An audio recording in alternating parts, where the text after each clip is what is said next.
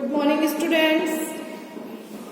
BA part first में हम second paper पढ़ रहे हैं।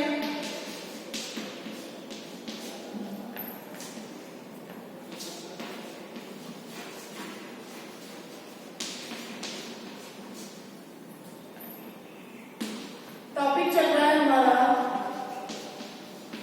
जवाहरलाल नेहरू।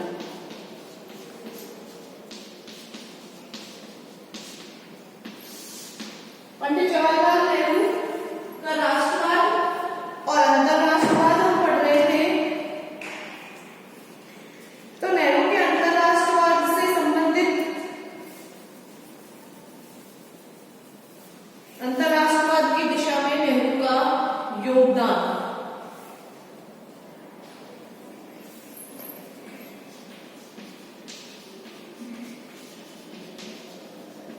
अंतरराष्ट्रवाद की दिशा में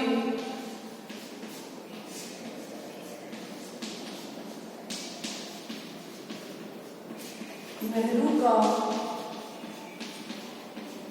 योगदान।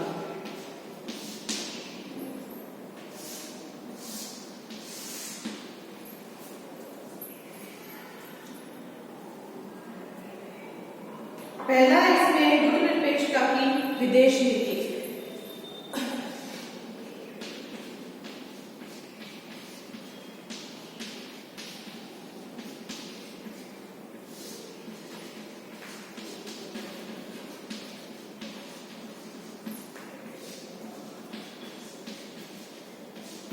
गुटनिरपेक्षता की विदेश नीति, और इसमें पहला था कि गुटनिरपेक्षता की प्रेरणा और मूलाधार विश्व शांति। इसका पहला पॉइंट है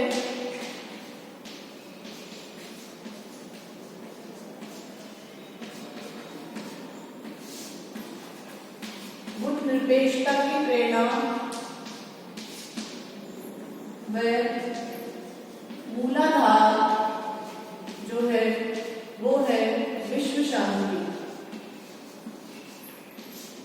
तो विश्व के अंदर शांति स्थापित करने के लिए गुटनिरपेक्षता जो है वो मूल आधार के रूप में आई है, प्रेरणा के रूप में आई है। नेहरू ने जो है वो युद्ध के विनाशकारी परिणामों को देखा था, द्वितीय महायुद्ध की स्थितियों को देखा था, और अंतरराष्ट्रीय राजनीति के प्रसंग में उनका जो मुख्य लक्ष्य था वो युद्ध और तनाव की सभी स्थितियों का विरोध करना था। नेहरू ने अपनी दूरदर्शिता से इस बात को समझ लिया था कि अंतरराष्ट्रीय राजनीति के दो शक्ति गुटों में से भारत यदि किसी शक्ति गुट के साथ जुड़ गया तो इससे अंतरराष्ट्रीय राजनीति में तनाव की शक्तियों को बल मिलेगा और भारत स्वयं अपने लिए तनाव और युद्ध के वातावरण को आमंत्रित करेगा।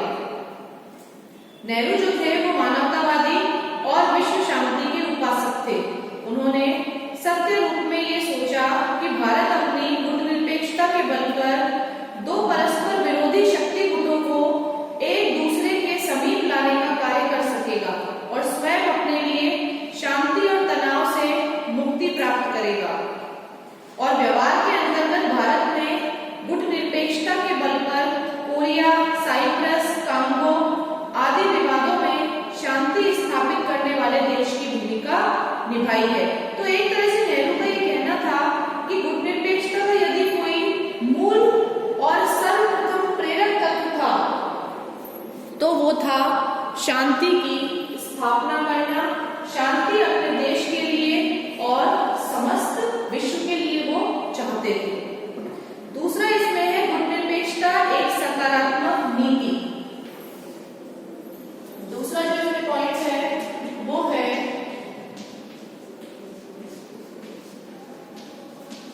गुटनिरपेक्षता एक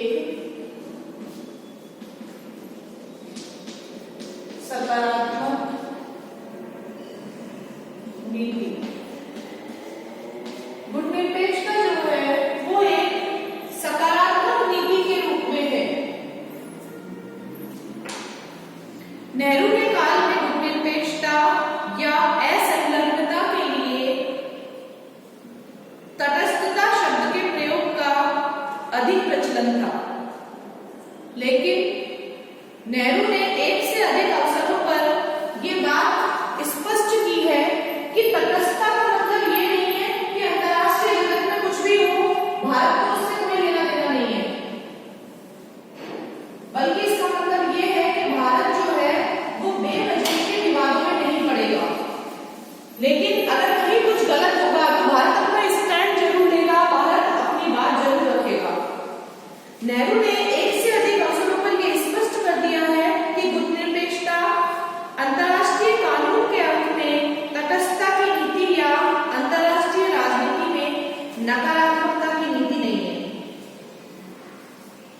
उन्होंने कहा था कि जब स्वतंत्रता के लिए संकट उपस्थित हो, न्याय को आघात पहुंचे और आक्रमण की घटना घटित हो, तब हम न तो तटस्थ रह सकते हैं और न ही तटस्थ रहेंगे। कि यदि न्याय व्यवस्था जो है वो खराब है, अगर अन्याय हो रहा है किसी के साथ, तो भारत कभी भी तटस्थ नहीं रह सकता। नेहरू ने इस बात को स्पष्ट कर दिया कि गुटनिरपेक्षता न तो अवसरवादी नीति है और न ही निषेधात्मक नीति।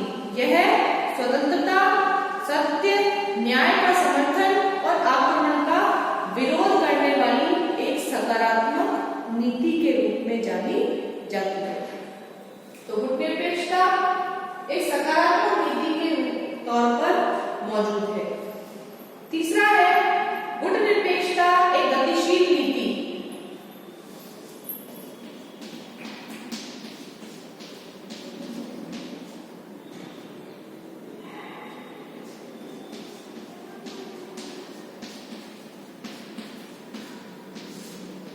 गुटनिरपेक्षता एक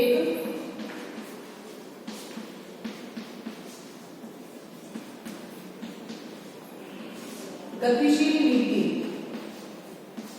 गुटनिरपेक्षता जो है वो एक गतिशील नीति के रूप में है।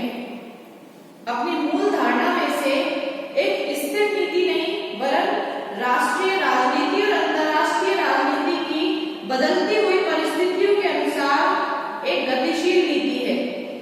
गुटनिरपेक्षता साधन है और साध्य है। बदलती हुई परिस्थितियों में विश्व के व्यापक हितों को दृष्टि में रखते हुए भारत के स्वयं के राष्ट्रीय हितों की पूर्ति है। सन 1962 में चीन के आक्रमण के समय नेहरू ने न तो गुटनिरपेक्षता का त्याग किया और न ही इन कठिन परिस्थितियों में अपने देश तथा उसके सम्मान की रक्षा करने के लिए किसी भी प्रकार की कार्यवाही करने में किसी प्रकार का संकोच या ढिलाई की। तो इन परिस्थितियों में गुटनिरपेक्षता को राष्ट्रीय हितों के अनुरूप डालने का ही कार्य किया गया है। गुटनिरपेक्षता जो है वो राष्ट्रीय हितों के ही अनुरूप कार्य कर रही है। चौथा है इसमें शांतिपूर्ण सह अस्तित्व गुटनिरपेक्षता का आवश्यक लक्षण। चौथा इसमें शांतिपूर्ण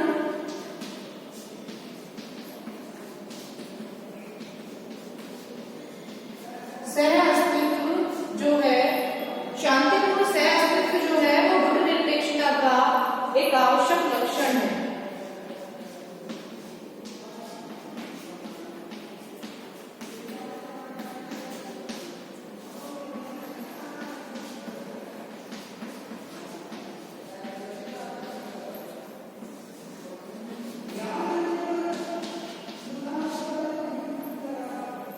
शांतिपूर्ण सह अस्तित्व जो है वो गुटनिरपेक्षता का एक आवश्यक लक्षण माना गया है।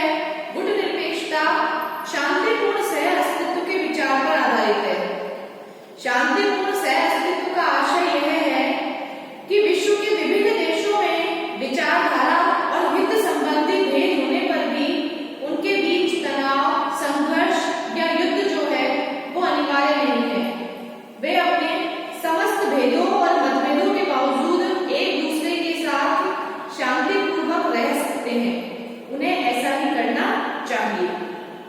नेहरू जो है वो गुटनिरपेक्षता के विदेश नीति के मुख्य शिल्पकार थे और गुटनिरपेक्षता अंतर्राष्ट्रीय राजनीति को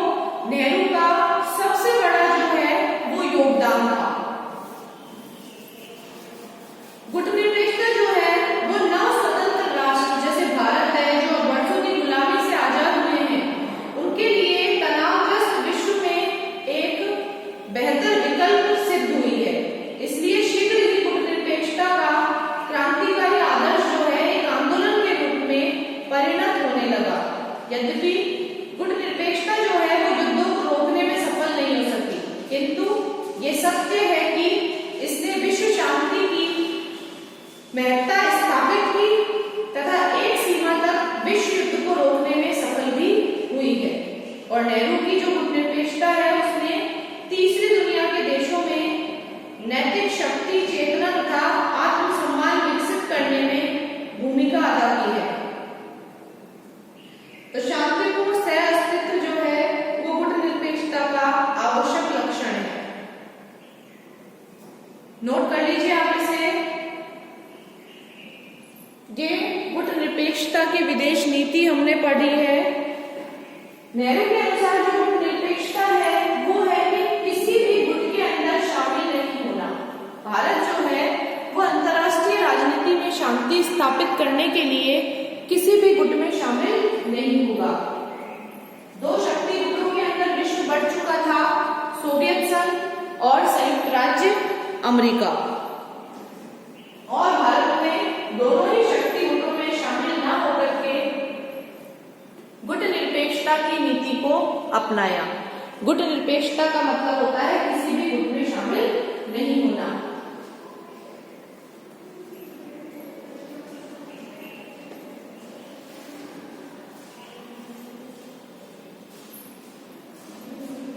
इसके बाद में है दूसरा जो इसमें बताया अंतरराष्ट्रवाद की दिशा में नेहरू का जो योगदान जो दूसरा है, दूसरी नीति जो है वो है पंचशील के सिद्धांत।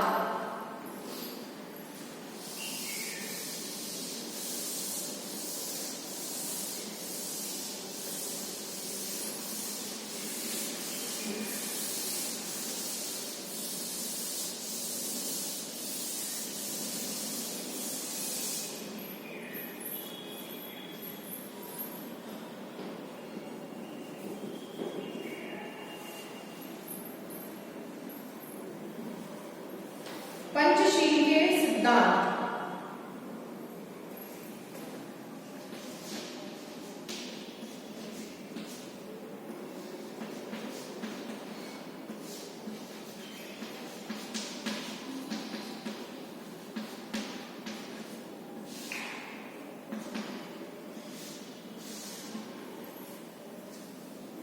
तो नेहरू जी ये सोचते थे कि परस्पर विरोधी व्यवस्थाओं के बीच संघर्ष और युद्ध की स्थिति स्वाभाविक या अनिवार्य नहीं है।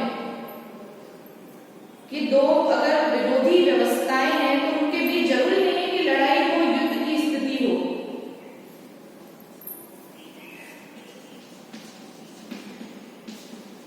नेहरू के अनुसार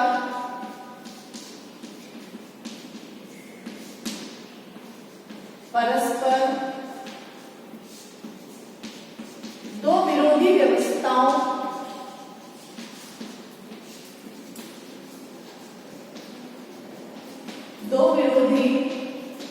व्यवस्थाओं के बीच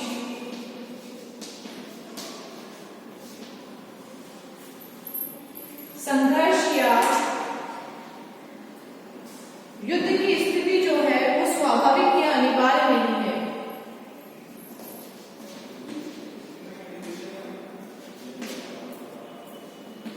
युद्ध व संघर्ष की स्थिति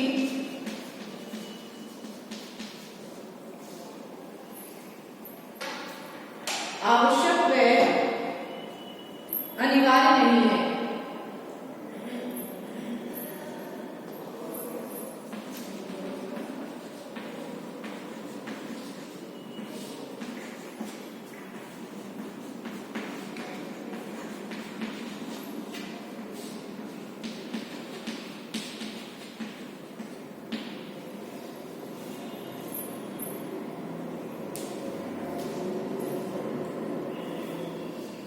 वे एक दूसरे के साथ शांतिपूर्ण सह अस्तित्व की स्थिति को अपना सकते हैं और समस्त मानव जाति को विनाश से बचाने के लिए ऐसी स्थिति को अपनाना आवश्यक भी है।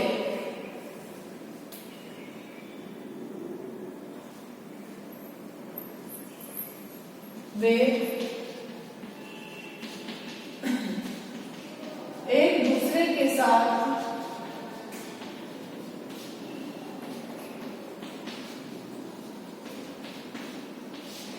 शांतिपूर्ण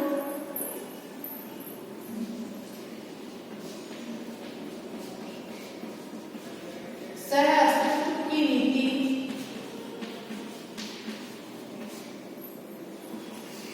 को अपना सकते हैं और मानव जाति को विनाश से बचाने के लिए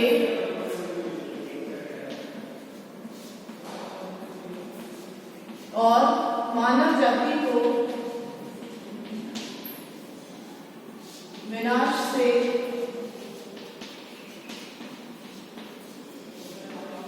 बचाने के लिए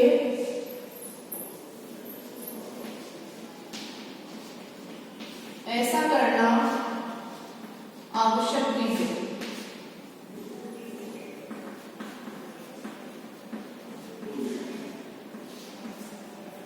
ऐसा करना आवश्यक भी है और इसके लिए उन्होंने पंचशील के सिद्धांत दिए नेहरू जी ने और चीन के प्रधानमंत्री, इसलिए उन्होंने 1954 में चीन के प्रधानमंत्री के साथ मिलकर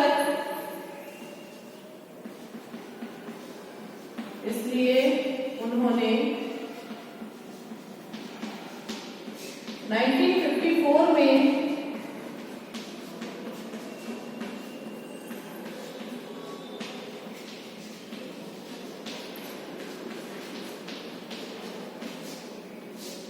चीन के प्रधानमंत्री के साथ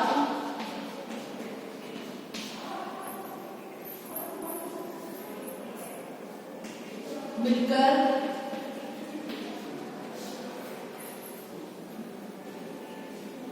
पंचशील के 5 सिद्धांतों का प्रतिपादन किया।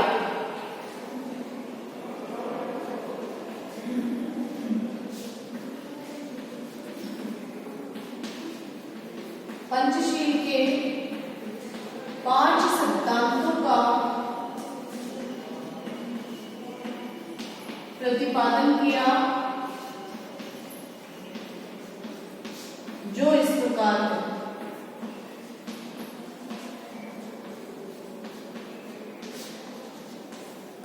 पंचशील के जो 5 सिद्धांत है वो कौन कौन से हैं? पहला जो इसमें सिद्धांत है वो है एक दूसरे की प्रादेशिक अखंडता तथा संप्रभुता का सम्मान करना।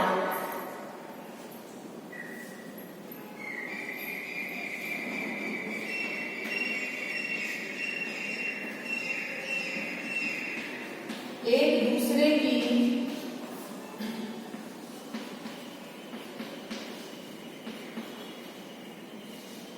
प्रादेशिक अखंडता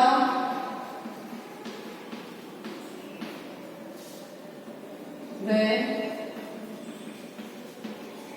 संप्रभुता का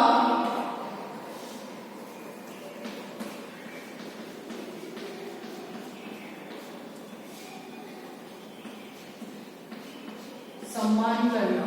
तो पहला जो सिद्धांत है कि एक राष्ट्र दूसरे राष्ट्र की सीमाओं में नहीं जाएगा, उसकी प्रादेशिक अखंडता की रक्षा करेगा, उसकी संप्रभुता की रक्षा करेगा, उसे गुलाम नहीं बनाएगा। दूसरा है इसमें पारस्परिक अनाक्रमण।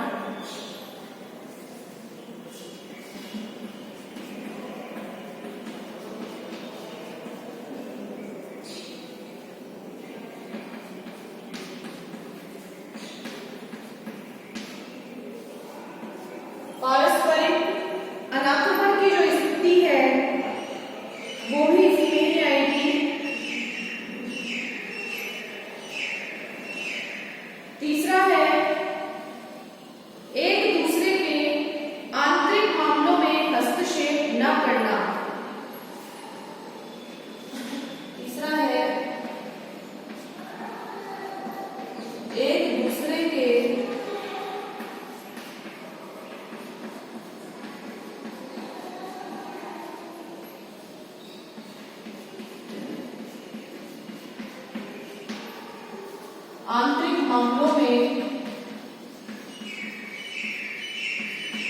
हस्तक्षेप नहीं करना। कि एक राष्ट्र दूसरे राष्ट्र के जो आंतरिक मामले हैं कि उसके देश में क्या हो रहा है, दो राज्यों के बीच किस तरह के संबंध है, उनमें कोई हस्तक्षेप नहीं करेगा।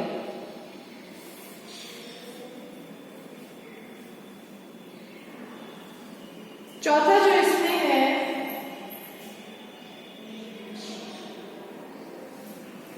चौथा इसमें समानता के आधार पर पारस्परिक लाभ।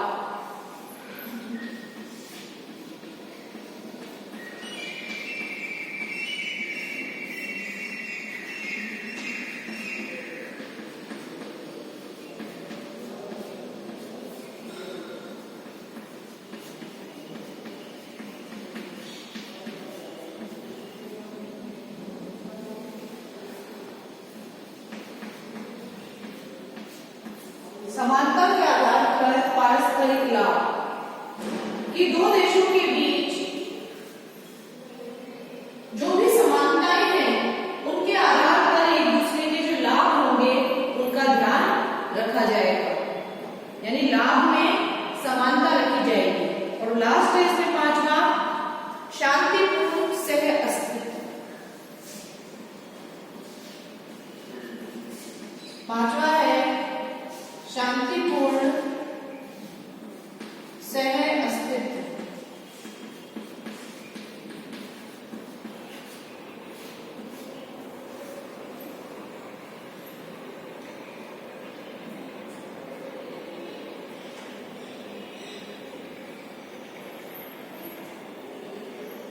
नोट कर लीजिए आप इसे।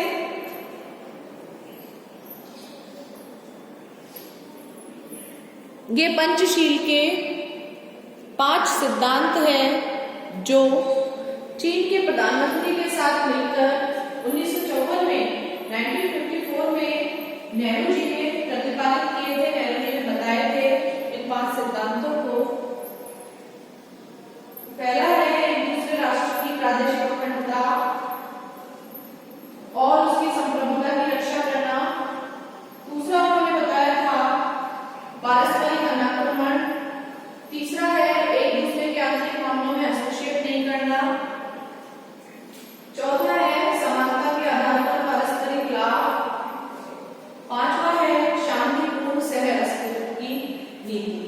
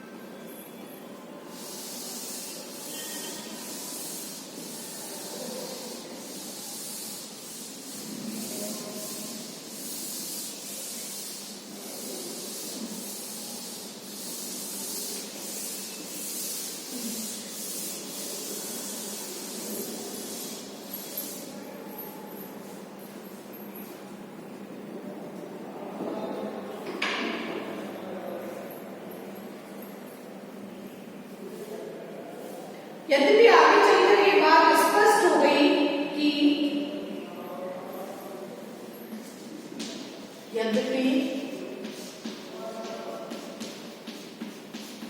आगे चलकर यह बात स्पष्ट हो गई कि चीन जो है वो 1954 में भी पंचशील के सिद्धांतों के प्रति चीन 1954 में भी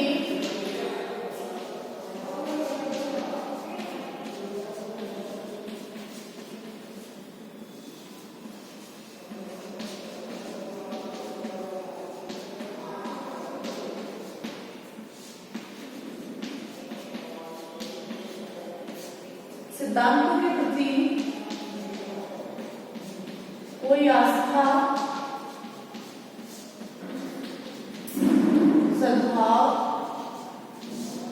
सद्भावना और विश्वास नहीं रखता था।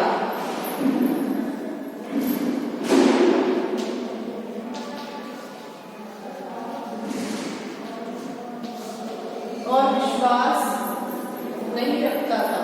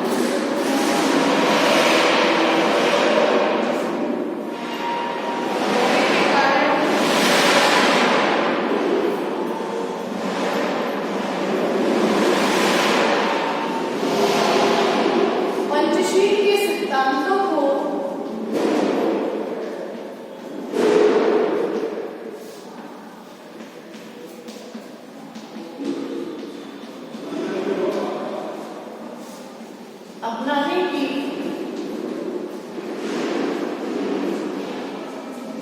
स्थिति में नहीं थे।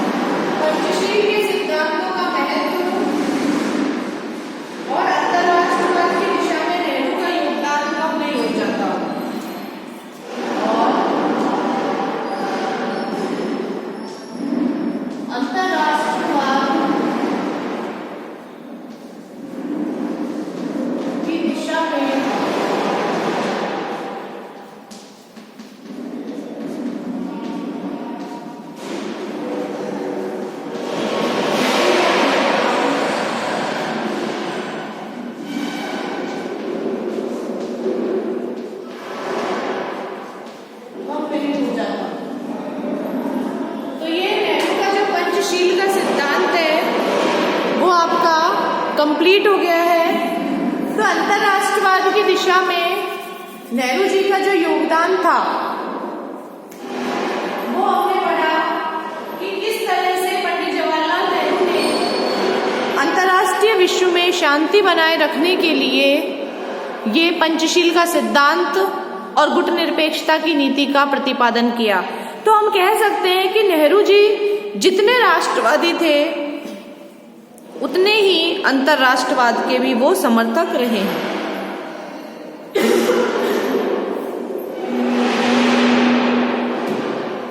क्योंकि उनका मानना था कि जिसके मन में राष्ट्रवाद की भावना नहीं होगी वो व्यक्ति अंतरराष्ट्रवाद की दिशा में भी कोई कार्य नहीं करेगा। जो राष्ट्र अपने देश से प्रेम करता है, जो व्यक्ति वो अन्य राष्ट्रों से भी प्रेम करेगा, अन्य राष्ट्रों